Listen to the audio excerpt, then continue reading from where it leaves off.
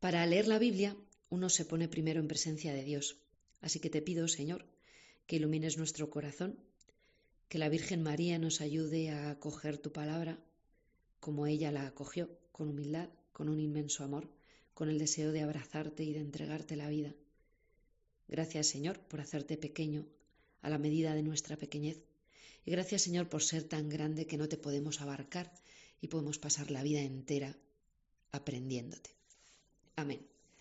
Bueno, cuando uno se pone a leer la Biblia, lo primero que se encuentra es que esto parece un libro, pero en realidad es una biblioteca. Eso correspondería más a una introducción no al Génesis, sino al lenguaje y la estructura de la Biblia. Solo aclarar que la Biblia es palabra de Dios, que la autoría de la Biblia es divina y es humana.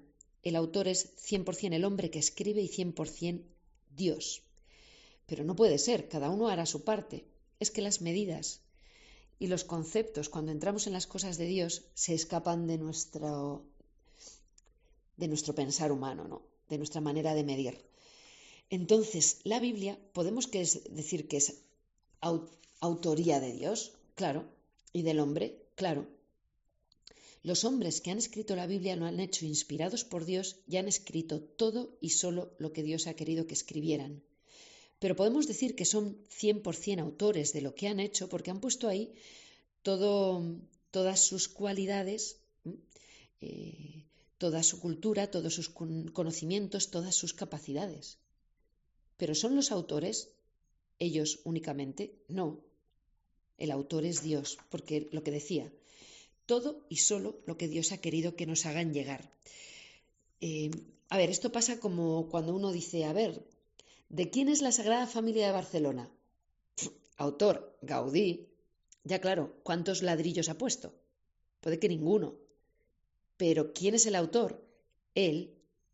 Si no fuera porque otros han puesto ladrillos, piedras, pinturas, pues la Sagrada Familia no existiría.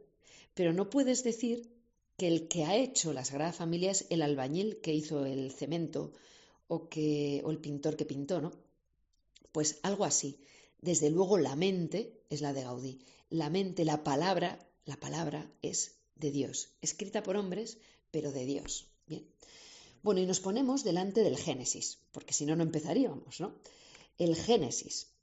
Bueno, encontramos en la Biblia muchos géneros literarios. La Biblia no es un libro de historia, aunque tiene libros históricos, es uno de sus géneros literarios. También tiene poesía, también tiene oraciones, también tiene cartas, también tiene género apocalíptico, también tiene género profético. Son muchos libros y con muchos estilos. ¿Por qué tantos estilos? Pues porque el lenguaje se queda pequeño para expresar ciertas verdades. Nos ocurre a nivel humano. Para decir a alguien lo muchísimo que le quieres, no te basta decir te quiero. Necesitas más palabras, necesitas música, necesitas poesía, necesitas demostrarlo. La palabra gracias, qué corta se queda a veces, por más que la repitas. Por eso los géneros literarios. Y de hecho, el Génesis, que tiene 50 capítulos, en los 11 primeros capítulos habla a través de imágenes. Es en sí un género literario. Cuenta la verdad utilizando imágenes. Eso es muy del estilo oriental. Y los que escribieron, que no se nos olvide, que son orientales. Pero no es mentira lo que cuentan. Es una verdad expresada con imágenes. No es literal, como el género histórico, o como lo es, no sé, pues eso, un libro de historia mismamente. No es literal, pero no es mentira. Bien, entonces, estos 11 primeros capítulos van a tener rasgos históricos, innegables, pero no son libros de historia. ¿Y qué nos van a contar? Sobre todo los primeros capítulos, que son los que todo el mundo le da mil vueltas y todo el mundo sabe algo, pues nos van a contar la doctrina de la creación. Nos van a contar así, en 4 pinceladas, que el mundo surge de la nada por voluntad de Dios, de la nada. El hombre es creador a partir de materia que ya existe, de algo que ya tiene. Para pintar, un pintor necesita lienzos, un carpintero necesita que haya habido un árbol. Dios es el único que crea de la nada. Siguiente afirmación, que el mundo es creado como algo muy bueno. muy bueno. El mundo que sale de las manos de Dios es muy bueno y sigue siendo muy bueno. El hombre introduce el mal en el mundo con su pecado y se mezcla ahí con muchísima potencia, ¿verdad? La maldad, el mal, el sufrimiento, la oscuridad, pero sigue siendo el mundo muy bueno que Dios ha creado y tenemos que abrir los ojos a esto. Y aunque el mal lo tengamos delante, mirar también la bondad y la belleza del mundo que Dios ha creado. Nos habla también el Génesis de la creación del hombre, a imagen y semejanza de Dios. No solo crea el mundo, sino que hay una parte especial de esa creación, que es la creación de la humanidad, a imagen y semejanza de Dios, cosa que todas las demás cosas, incluidos los ángeles, no. Y luego nos habla sobre la doctrina del pecado. El pecado, la manzana, ¿verdad? Adán, Eva. Bueno, tenemos un escollo en el Génesis que es ciencia o fe. ¿Cuánto de ciencia, cuánto de fe? ¿Venimos del mono o venimos de un hombrecito de barro que Dios modeló? Bueno, vamos a ver, ciencia y fe no están contrapuestas. Dios nos ha dado la inteligencia, Dios nos ha dado la ciencia y Dios nos ha dado la fe. Y Él es coherente, no nos ha puesto en lucha contra nosotros mismos. Ciencia y fe se complementan. La ciencia se encarga de lo científico y la fe de lo espiritual. Y donde la ciencia ya no tiene explicaciones, la fe sí que las tiene, pero no demostrables por la ciencia. La ciencia no puede explicar las cosas de fe y la fe no puede contradecir las cosas de ciencia porque son complementarias. Dice Benedicto XVI, las dos alas de una misma paloma. Una paloma no puede volar con un ala, necesita las dos. Y nosotros no podemos ponernos delante de la realidad, no la realidad de Dios, porque no hay varias realidades, sino la realidad del hombre y la realidad de Dios, la realidad de la historia y la realidad de la fe, sin tener la ciencia y la fe. Y si una de las dos nos falta, cojeamos en la comprensión de la realidad. No estamos viendo todo, ¿no? De hecho, es de un sacerdote belga del que sale la hipótesis, porque no es una tesis, es una hipótesis, porque nadie estaba allí, la hipótesis del Big Bang, de esa explosión inicial. Y eso no se contradice con la fe, pues a lo mejor ha querido Dios que el mundo surgiera de esa manera y la naturaleza le obedece. Entonces lo del hombrecito de barro y Dios diciendo que salga la hierba y que... Es que Dios no te está explicando cómo surge el mundo, sino por qué. Y la cuestión de el inicio del universo se lo deja a la ciencia. El cómo se lo deja a la ciencia. Pasa lo mismo con la teoría de la evolución. La Iglesia acepta la teoría de la evolución. El hecho de que Dios creara el mundo pues a su manera, ¿no? Con una acción inicial que va progresando hasta concluir en una obra de belleza espectacular a la que ha llegado poco a poco. Pues eso es muy de Dios. ¿Qué niega entonces la Iglesia? El evolucionismo. Eso de que somos un conjunto de casualidades que han terminado en esto que somos ahora, eso va contra la inteligencia. Eso es como decir que uno ha tirado un montón de letras al aire y ha caído escrito el Quijote. Bueno, hay que ser honrado, incluso con nuestra propia inteligencia, y ver que en la creación hay una mano creadora que ordena. Antes de ponernos con el Génesis, una cosa muy importante es tener en cuenta que antes de la creación, Dios ya te había elegido. Dice Efesios 1:4. Dios nos ha elegido en Él antes de la fundación del mundo. Esto es muy fuerte y muy bonito. Porque Dios te conoce antes de que existieran los planetas, la luz, los primates, los dinosaurios. Dios ya te conocía por tu nombre. Dios ya te amaba. De hecho, porque te amaba, fundó el mundo para ti. Eso es lo que entendemos en toda la doctrina de la creación que nos enseña la Biblia. Y luego, si venimos de los primates de no sé qué, pues fenomenal. De hecho, hay que ser honrado también con esto.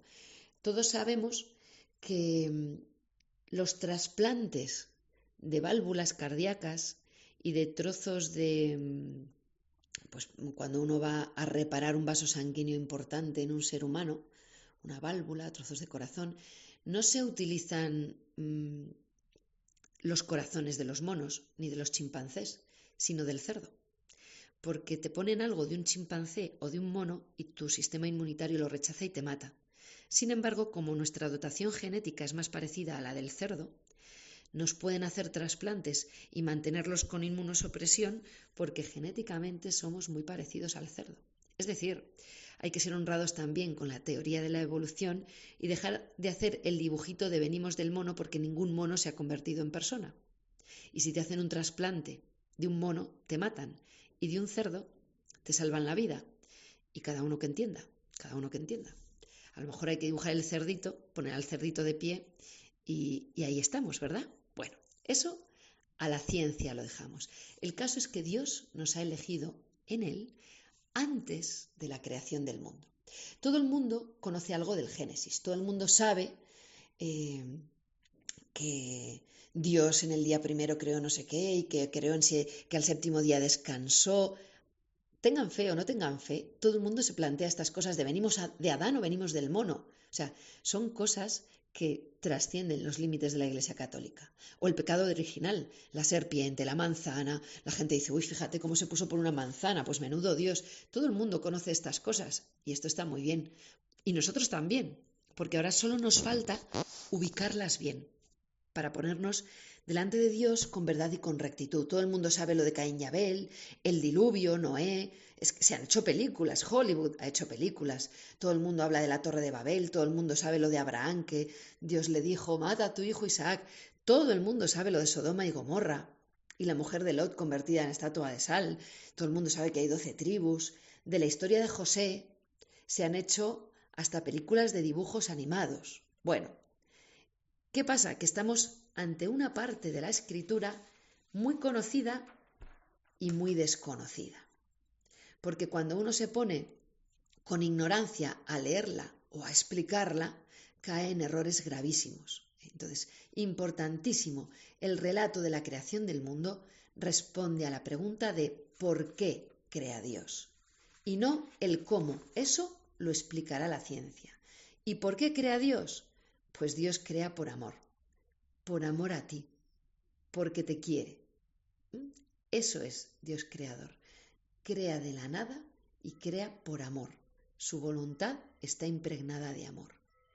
Y así podemos ir leyendo los 2 primeros capítulos del Génesis que dices, uy, cuentan la creación.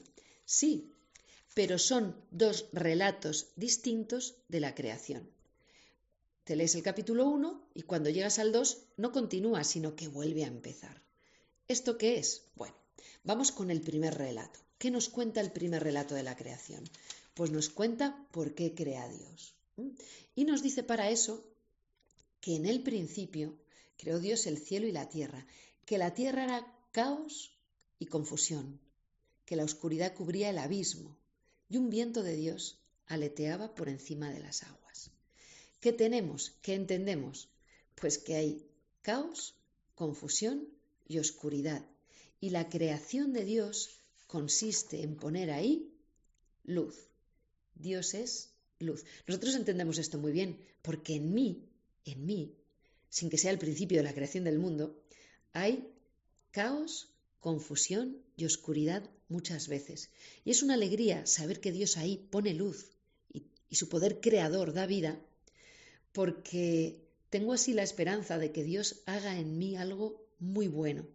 No hay un mal suficientemente grande como para poder oponerse al poder creador de Dios. Ese viento de Dios, ese Espíritu Santo, ¿no?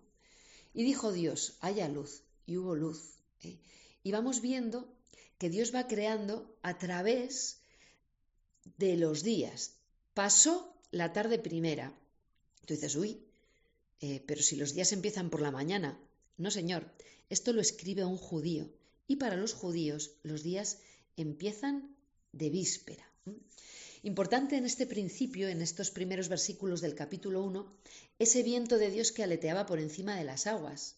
ese anticipo del dogma de la Trinidad que solo vamos a entender cuando Jesucristo nos lo explique, porque todo el Antiguo Testamento lo entendemos solo a la luz del Nuevo Testamento, del Evangelio, de Jesús mismo, que es la palabra, explicándonos qué es eso que hemos leído. Y ese viento de Dios que aleteaba por encima de la muerte, por encima del caos y por encima de las aguas, es el Espíritu Santo. Dios no es soledad, Dios es familia, Dios es compañía, Dios no está ahí él solo, aburrido y crea, sino que Dios es familia. Esto nos ayuda mucho a comprender el mundo, a Dios y a nosotros mismos. Tú tampoco eres soledad.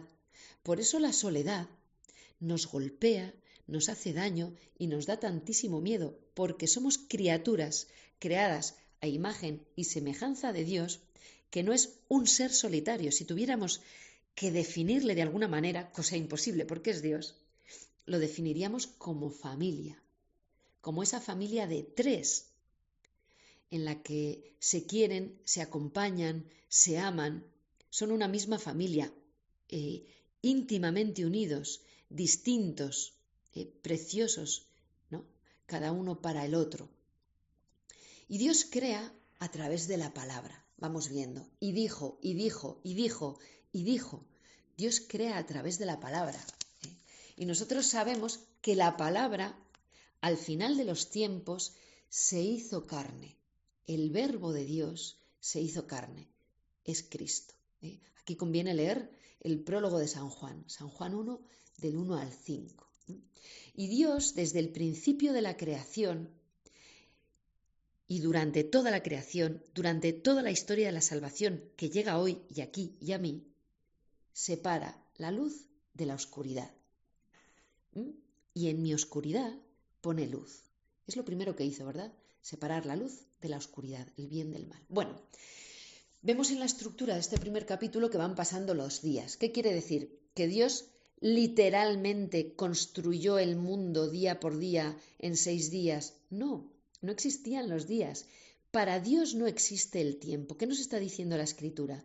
Que Dios creó el tiempo, que Dios nos regala el tiempo como una creación, que en ese construirnos una casa nos regala muchas más cosas que no son materiales. Por ejemplo, el tiempo, criatura de Dios, regalo de Dios, que a veces vivimos como un castigo, ¿verdad? Porque no lo gestionamos bien, porque Dios nos ha regalado cosas muy buenas que al utilizarlas muy mal, no solo no son alegría, sino que son motivo de tristeza, como que se nos ponen en contra. Una de ellas, el tiempo, que nos pasamos la vida corriendo delante del reloj, ¿verdad? Porque el tiempo nos atropella, o detrás del reloj porque nunca nos da la vida para llegar a donde teníamos que llegar. Pues esto hay que revisarlo, porque el tiempo es un regalo de Dios para tu felicidad. Si no lo estás viviendo bien, revisa delante de Dios. Revisemos, porque es un regalo. ¿Qué otra cosa nos dice toda esta sucesión de días? Y creó Dios una cosa y creó Dios otra cosa. Pues que Dios ordena, crea en orden. El orden significa presencia, una presencia amable, inteligente, cariñosa. Tú entras en una casa desastrosa, sucia, desordenada, con todo tirado y nada en su sitio, y dices, aquí no vive nadie, o si vive alguien, no sé si quiero conocerlo. Pero entras en una casa llena de detalles, cada cosa en su sitio, perfumada, limpia, con sus plantas, con sus cortinas, con una flor encima de la mesa, con un... Y dices, aquí vive alguien. Un amor delicado habita aquí. Pues eso nos está explicando todo este relato tan bonito de y la hierba y los animales y la luz y el agua. Es Dios cuidando de cada detalle. Dios cuidando de la armonía de un lugar bello para ti, porque Dios es bondad y es verdad y es belleza. Y en esa belleza que la creación expresa está Dios, claro que sí, y está expresando su amor. Y así va creando todo, ¿no? Hasta que llega al hombre y la calidad creadora cambia. Ya no es hágase, sino hagamos al ser humano a nuestra imagen. ¿Esto qué es? ¿Qué es este hagamos? Pues que Dios es familia. Hagamos. Ya no es solo la palabra, sino un hacer. Hagamos. A nuestra imagen y semejanza. Estamos llamados a ser hijos de Dios. Impresionante que Dios nos dé vida de Dios. No como a las demás criaturas que no están creadas a su imagen y semejanza. Los ángeles no están creados a su imagen y semejanza. Y no somos igual que la demás creación. No dice el Señor, haya hombres. No, sino que nos crea a su imagen y semejanza, llamados a conversar con Él y a ser sus hijos. Y a veces decimos, no, el hombre, pues una criatura más de la creación, pero ¿qué me estás diciendo? Dios te ha creado, ¿no?, como un ser superior, como un águila, capaz de emprender el vuelo y sobrevolar muy alto, ¿no?, el nivel de la tierra, y tú te quedas en gallina de corral comiendo gusanitos, ¿no?, y granitos de maíz. Llamados a ser hijos de Dios, a veces vivimos a ras de tierra, como simples criaturas, y eso es un motivo grande de falta de plenitud y de felicidad. Somos creados en cuerpo y alma, no solo el cuerpo es creado, lo material, también la vida espiritual. Somos creados como hijos de Dios. Y el vivir sin Dios no es vivir libre, es vivir huérfano. No es ser más, es no encontrar quién eres. Y nos crea, dice el relato, varón y mujer, con capacidad de dar vida impresionante. Mujer y hombre, macho y hembra. Y los bendijo, sed fecundos, multiplicaos. Les habla, estamos creados para hablar con Dios y para colaborar con Dios en un milagro que somos incapaces de hacer por nosotros mismos, que es dar vida. En medicina, la primera clase, de la primera asignatura es biología. Y lo primero que hacían siempre en clase, y que seguirán haciendo, digo yo, es explicar qué es la biología.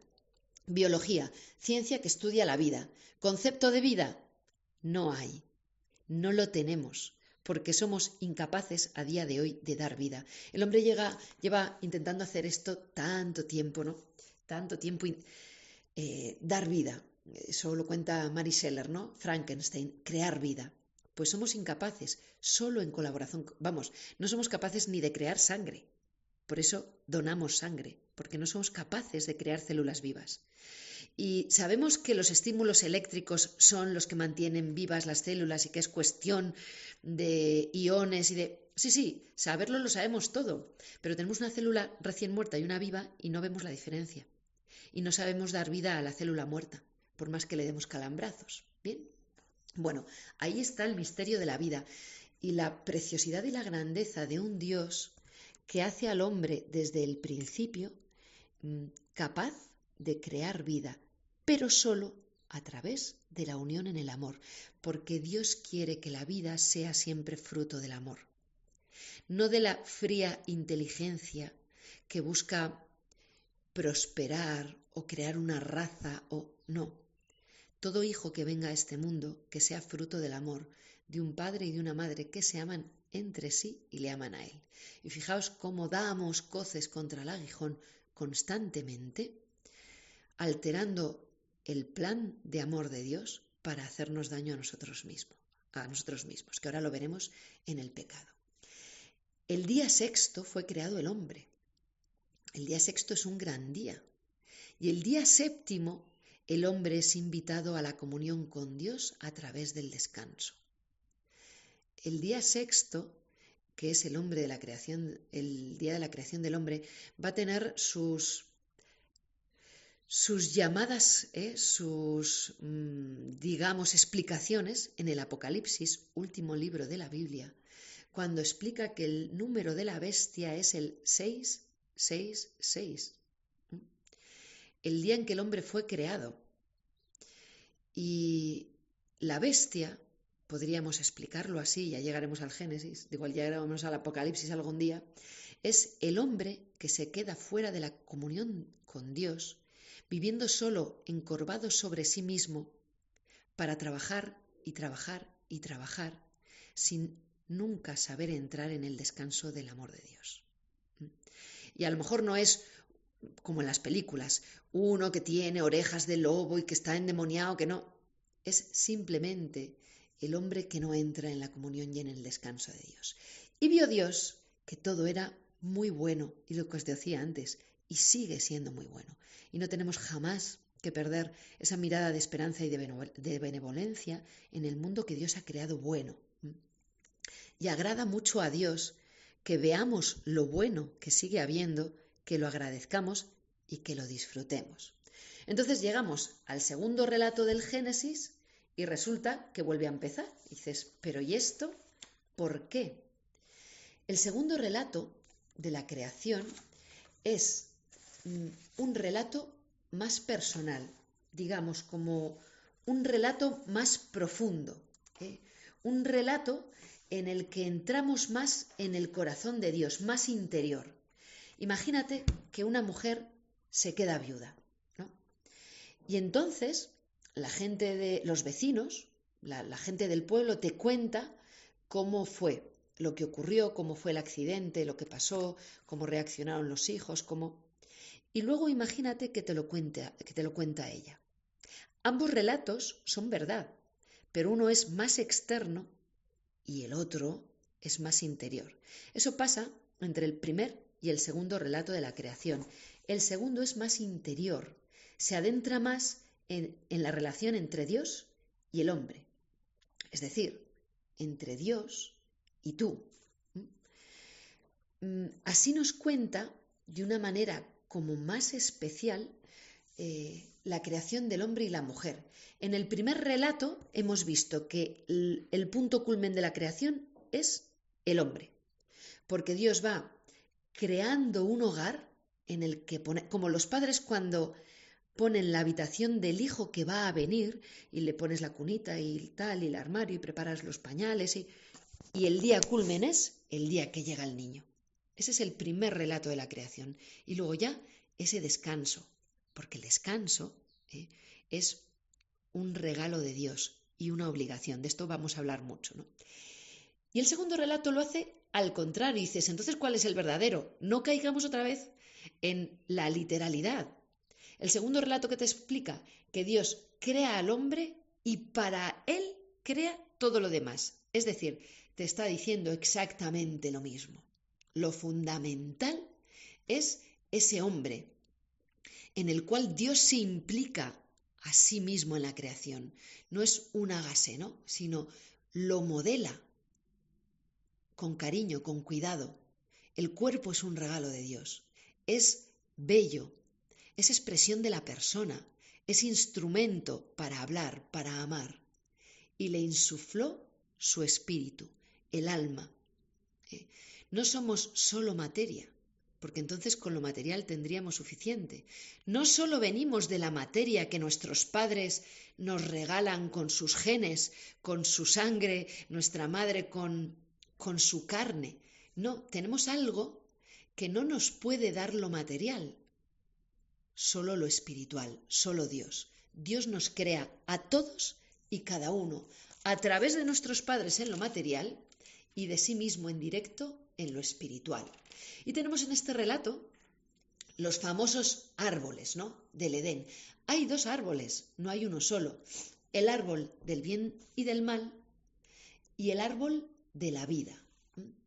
Estamos hablando no de dos árboles con hojas y con... No, estamos hablando de la libertad y de la vida, del bien y del mal y de la vida. Dios le ofrece todo al hombre y le dice, no comas del árbol del bien y del mal. ¿Qué quiere decir esto? No hay un árbol con una manzana. De hecho, la manzana no aparece en ningún sitio. Aparece la palabra fruto. No desconfíes, no pruebes el mal. Conocer es probar. No pruebes el mal o tendrás que morir. No pruebes el mal. La libertad del hombre tiene que ser real, porque el amor, si no hay libertad, no hay amor. Por eso son nulos los matrimonios en los que uno de los cónyuges ha ido y se ha casado sin ser libre, porque si no hay libertad, no puede haber amor.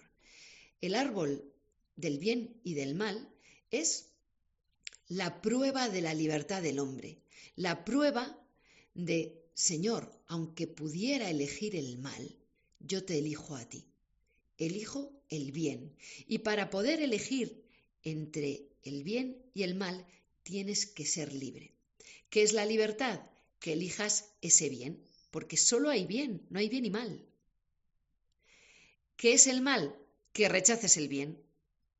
El mal es una carencia, es una ausencia de bien. ¿Qué es la oscuridad? Ausencia de luz.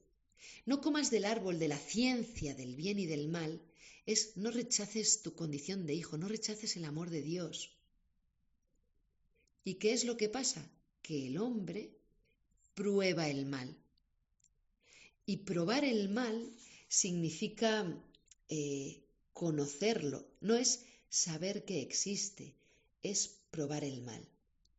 Y el hombre que prueba el mal y queda herido, cegado por el mal, alejado de Dios, tiene ahí otro árbol, que es el de la vida eterna. ¿Qué pasa si el hombre, en estado de lejanía de Dios, de rechazo de Dios, prueba la vida eterna? Pues que es un demonio que para siempre se quedará en el mal. ¿Y qué hace Dios? Retirar del alcance del hombre el árbol de la vida, para que no lo pueda comer en pecado, para que no lo pueda probar, para que no pueda vivir la vida eterna para siempre y para toda la eternidad, alejado de Dios. Y aleja ese árbol, el de la vida, hasta que el verdadero árbol de la vida restaure nuestra relación con Dios. ¿Cuál es el árbol de la vida? La cruz. La cruz es el árbol de la vida, en el cual volvemos a restaurar ese rechazo de Dios que sucede en el pecado original.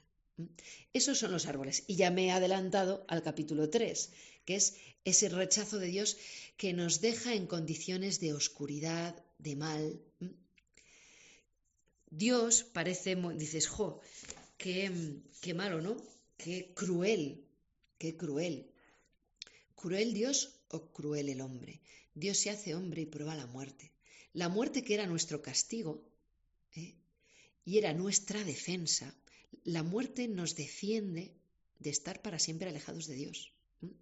El hombre es creado por Dios en perfecta armonía con Dios mismo, con la naturaleza y consigo.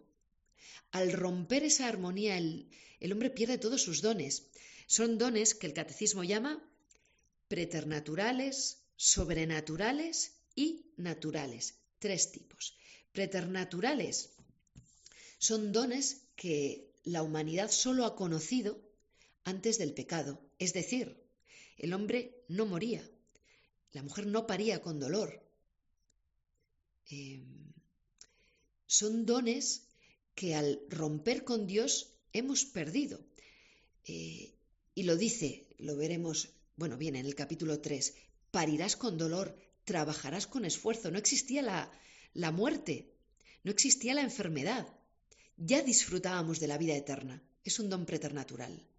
Al romper con Dios y mandarle a la porra a Él y a todas sus cosas, mandamos a la porra los regalos que nos ha hecho. La vida eterna, la ausencia de dolor, la ausencia de enfermedad, el no envejecer, todos esos dones que llamamos preternaturales, perdidos. Luego están los dones sobrenaturales. ¿Qué es eso? El estar hechos a imagen y semejanza de Dios, llamados a ser hijos suyos. La vida de gracia es un don sobrenatural. Y luego los dones naturales, pues comer, dormir, correr, disfrutar, tener tacto, tener gusto, tener vista. Los dones de la naturaleza, los que tenemos por naturaleza, que también son dones de Dios, pero implícitos en la naturaleza. Al romper con Dios, queda mancillada esta relación con la naturaleza, pero seguimos siendo seres naturales y teniendo estos dones naturales. Y los dones sobrenaturales, la vida de gracia, quedan rotos, pero los recuperamos por el perdón. Los recuperamos por el perdón. Bueno, pues ese es el árbol de la vida. Y en el capítulo 3 nos cuenta el Génesis cómo rechazamos a Dios, cómo rompemos, ¿no?, esta armonía, la humanidad con Dios y con los demás hombres y con nosotros mismos. Y nos lo cuenta, hay muchísimos cuadros de estos. Tú vas al Museo del Prado y ahí está Rubens, ves a Adán y a Eva cogiendo la manzana, hay muchísimos cuadros. ¿Por qué se utilizan estas imágenes? Pues para que podamos entender, no porque comiera ninguna manzana. ¿Qué es lo que pasa? Y aquí entra un dato muy importante. Bueno, no he dicho, perdón, que en el segundo relato del Génesis se especifica de una manera más explícita la creación de la mujer. Esto es muy importante, porque ya no es los creó hombre y mujer, sino sumió a Adán en un sueño, tal, le quitó de su costilla. ¿Qué quiere decir todo esto de la costilla? Quiere decir que la mujer es inferior al hombre porque es creada posteriormente a él y como fruto del hombre crea a la mujer. No está queriendo decir eso, sino todo lo contrario. Está especificando que la mujer, creada del mismo hueso y de la misma carne, es simultánea, no es posterior. Posterior sería si saliera de otro hueso posterior, ¿no? Pero no, del mismo hueso y de la misma carne. Misma dignidad que el hombre. Eso es lo que está significando, aunque nos hemos empeñado en que diga todo lo contrario. Está significando misma dignidad. ¿Y entonces por qué lo destaca? ¿Por qué destaca a la mujer? Porque esta mujer que va a aparecer en el Génesis, va a aparecer en el Apocalipsis, en la lucha contra el dragón, es la mujer que da a luz al hijo que vencerá al mal, es la mujer. ¿Y cómo llama Jesús a su madre en el Evangelio que nos espanta? Mujer. Porque por una mujer entrará el mal en el mundo, porque ella incita al hombre y los dos como uno solo rechazan a Dios, la humanidad entera, esa sensibilidad de la mujer para el mal, igual que tiene una sensibilidad para el bien. Y ahora digo por qué. Se convertirá en cauce de salvación en María. En María. Por eso cuando Jesús dice a su madre mujer, no le está haciendo de menos, está diciendo eres la mujer que va a restaurar la belleza del género femenino, la bondad y la inteligencia y la misión del género femenino. ¿Y por qué el demonio cuenta el Génesis que va a por Eva y no a por Adán? Porque la mujer es la sede de la vida. Solo el amor del hombre y la mujer darán lugar a la vida. Y la mujer no puede traer vida por sí misma y el varón no puede por sí mismo. Pero la sede de la vida en los primeros meses de la persona va a ser la mujer. La sede de una vida tremendamente vulnerable, porque depende absolutamente de su madre. Por eso es tan grave que la única persona que te puede cuidar, la que te tiene que defender, la única que te puede dar el ser, te lo quite, te mate. Por eso es tan grave el aborto, por eso hablamos tanto del aborto, por eso es tan importante saber la grandeza, la belleza de la mujer que puede ser madre siendo la casa, el hogar y la directora espiritual de esa nueva persona que viene al mundo por gracia de Dios y amor a su marido. Pues a ella le ataca. Vamos a ver. Viene una serpiente y habla con Eva y le dice, pues oye, es muy bonito verlo, ¿no? Ver este relato, porque nos enseña mucho. Vuelvo a lo mismo, las serpientes nunca han hablado. No es que en la creación fueran inteligentes y ahora son tontas y ya no hablan, sino que estamos utilizando un lenguaje de imágenes. La serpiente es un ángel, es Satán, el tentador, el demonio, el diablo, el maligno. Tiene muchos nombres. Y pecó antes que Adán, por eso está ya separado de Dios y viene a por aquello que Dios más ama, sus hijos. Por soberbia y por envidia, porque el hombre es creado a imagen y semejanza de Dios. Y el resto de la creación está a su servicio. Y el resto de la creación incluye los ángeles, seres espirituales, inteligencia y potencia puras y creados, sin embargo, al servicio de criaturas, entre comillas, o sin entre comillas, inferiores, que tienen que nacer, que tienen que aprender. Un ángel no necesita aprender, ya sabe. Que somos limitados en el tiempo y en el espacio, el ángel no. Criaturas que mueren, el ángel no. Y son creados, ellos no son hijos de Dios, sino criaturas de Dios, para servirnos.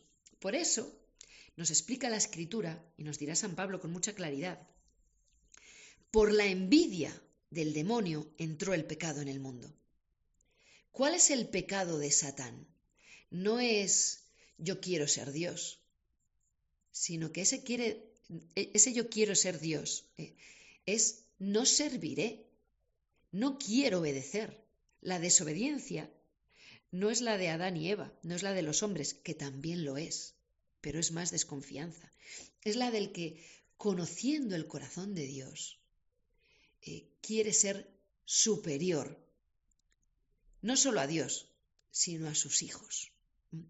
Por eso el tentador y el Satán y el demonio, y llámale como quieras, viene detrás de nosotros y lo contará. Cuando uno entiende el Antiguo Testamento, está entonces en condiciones de conocer lo que nos cuenta el Apocalipsis.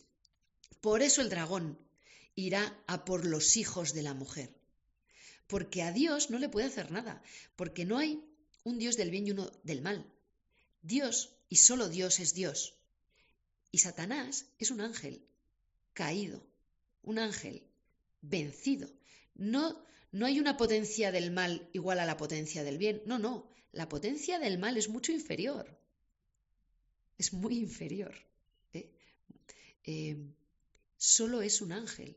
Y la potencia del bien es divina, es Dios. Es decir, el mal es inferior al bien, aunque nos parezca muchas veces lo contrario. Y Dios vence al mal.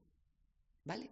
Bueno, pues Satán pecó y atrae a los hombres para hacer daño a Dios, porque con él no le puede tocar. La manera de hacer daño a un padre, ¿cuál es? Hacer daño a un hijo. Esa es.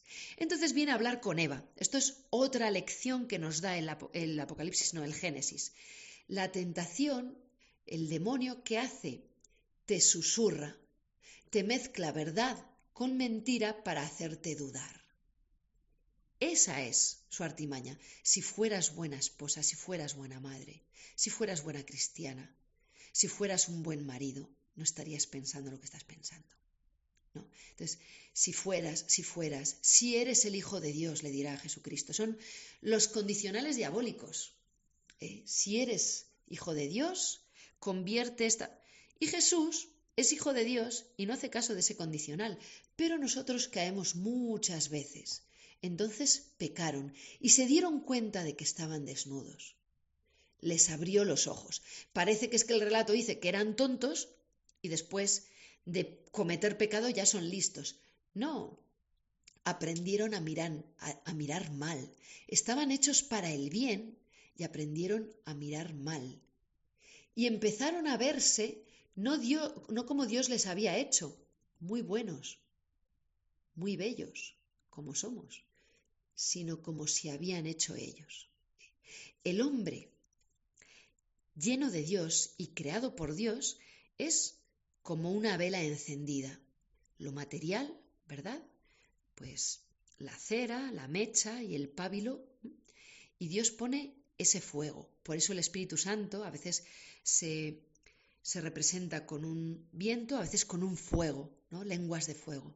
Entonces, el hombre creado por Dios es esa vela encendida que no se consumía y que da luz, bellísima, y a todos nos encanta contemplar el fuego. El hombre que rompe con Dios pierde ese fuego. ¿Y qué es? Una mecha apagada y se ve feo y se esconde. Una mecha apagada es fea, es negra, está calcinada, es inútil. Y el hombre, al verse cómo es sin Dios, se avergüenza de sí mismo y de los demás y se esconde. Y aparece el miedo no existía. El miedo viene por el pecado. El miedo viene por el pecado. De hecho, el miedo es el grillete que el pecado nos pone para tenernos prisioneros. Y del miedo nos rescata Dios por el perdón. Pero ahora, después de una larga historia de salvación, ¿no? Cuando Dios ve que el hombre le rechaza, dice el Génesis, ¿no?, que la relación del hombre y Dios era tan bonita, hace un antropomorfismo, ¿no? Paseaban juntos, eran amigos, charlaban, lo que nos encanta, estar con nuestros amigos y charlar. Pues se esconden, oyen sus pasos y se esconden. Y Dios pregunta, ¿dónde estás? ¿Dónde estás? Y el hombre está escondido de Dios, está escondido de la vida. Es durísimo, ¿verdad? Está escondido de la vida. Entonces, ahí el juego de la culpa, ¿verdad? ¿Qué ha pasado? ¿Qué has hecho?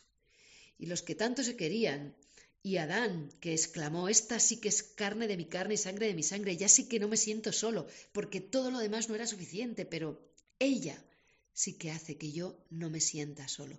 Ella sí que es un igual. Ahora dice, es que la mujer que tú me diste... Entonces, la mujer dice, es que la serpiente... Todos echan la culpa a todos. Esto se estrena con el pecado, que siempre nos lleva a echar la culpa al otro, en lugar de reconocer simple y sencillamente lo que yo he hecho mal, al margen de lo que haya hecho el otro. La mujer que me diste, qué duro esto, porque Adán no es que esté echando la culpa a Eva, está echando la culpa a Dios. Y esto lo hacemos muchísimas veces cuando pecamos, cuando las cosas van mal, cuando hemos destrozado la vida, el planeta, las personas, cuando estamos mancillando la belleza de Dios en la creación, en nuestros niños y en nuestras propias personas, y luego decimos, ¿y dónde está Dios? ¿Y por qué no hace nada? ¿Y por qué Dios permite el mal? Y entonces nos encontramos con que el relato nos habla de un castigo, un castigo. Es que Dios, claro, al no encontrar al hombre, ¿no?, y el hombre estar escondido, se enfada con él y le pega una colleja. No es eso, no es eso. Dios es honesto. Dios no engaña ni oculta. Y dijo, no pruebes el mal porque tendrás que morir. Y entonces confió en el hombre. Y el hombre, pues desmereció esa confianza. ¿De quién es la culpa de que el hombre tenga que morir? Es de Dios. Preferimos echarle la culpa a él, pero simplemente estamos asumiendo la consecuencia de lo que hemos hecho. Y eso es lo que hacen los padres buenos, los buenos padres, los que educan con sus hijos. Enseñarles y ayudarles a asumir las consecuencias de sus actos. Dios nos dejó libres y se fió de nosotros. Y era verdad, no era bueno, pero si lo haces no pasa nada. No, si lo haces tendrás que probar la muerte. Y es muy bonito porque Dios es el Padre que asume el castigo con los hijos. De hecho, asumirá la cruz en Cristo. Pero dice la Escritura que los vistió. En las consecuencias de nuestros pecados, Dios no nos abandona. Dios no nos abandona. Ahora bien, la eternidad no la vas a poder probar hasta que no tengas acceso al perdón. Pero claro, ¿cómo puede pedir el hombre perdón? Pues puede pedir perdón arrepintiéndose de su pecado y rechazando el mal. ¿Quién puede pedir perdón de esa manera? ¿Qué hombre rechaza absolutamente el mal? ¿Tú rechazas absolutamente el mal? No. No lo rechazas. No tendrías que confesarte si lo rechazaras. El caso es que te dejas llevar de tu tristeza, de tu ira, de tu desánimo, de la crítica. El caso es que guardas rencores. El caso es que si te pregunto, ¿rechazas el mal? Me dices sí. Pero si pongo un rostro delante de tu mirada de alguien que te ha hecho mucho daño, no puedes rechazar el rencor, no puedes rechazar el mal, no puedes... Hay algo que se ha quedado pegado a nuestro corazón y que no logramos rechazar del todo. Y entonces la humanidad no puede decir, sí, que perdóname y volvemos a empezar, porque seguimos agarrados, pegados al pecado. Por eso Dios, que no nos abandona, va a empezar, y ahora lo veremos, una historia larga de curar, de restaurar y de perdonar y de capacitarnos para amar como Él ama. Y esa historia larga va a ser toda la historia de la salvación, que ahora vemos de manera alegórica, vamos a ver datos cada vez más, pura historia en Cristo, pura historia. Y sigue siendo historia en nosotros. Cuesta muy poco herir. Con una motosierra tú cortas una pierna a una persona en, ¿qué? 2 segundos, 1. ¿Y cuánto tardas en coserla? Nuestro cuerpo es una escuela de cómo funciona nuestra alma. Con qué facilidad podemos herir y qué difícil, qué lento y qué laborioso es luego curar. Aquí la inteligencia del hombre queda alejada de Dios, su vida, su capacidad de amar, entra, ahora lo veremos en los siguientes capítulos, pues el mal hasta tal punto que el hombre es capaz de matar al propio hombre, y todo eso nos hace insensibles para con Dios y tenemos que volver a aprender. Como cuando uno ha tenido un accidente muy grave y quedan todas sus facultades rotas y tiene que volver a aprender a hablar y a andar y a comer y eso es el resto de la historia, que empezaremos en el siguiente capítulo, en el 4. Gloria al Padre, al Hijo y al Espíritu Santo, como era en el principio, ahora y siempre, por los siglos de los siglos. Amén.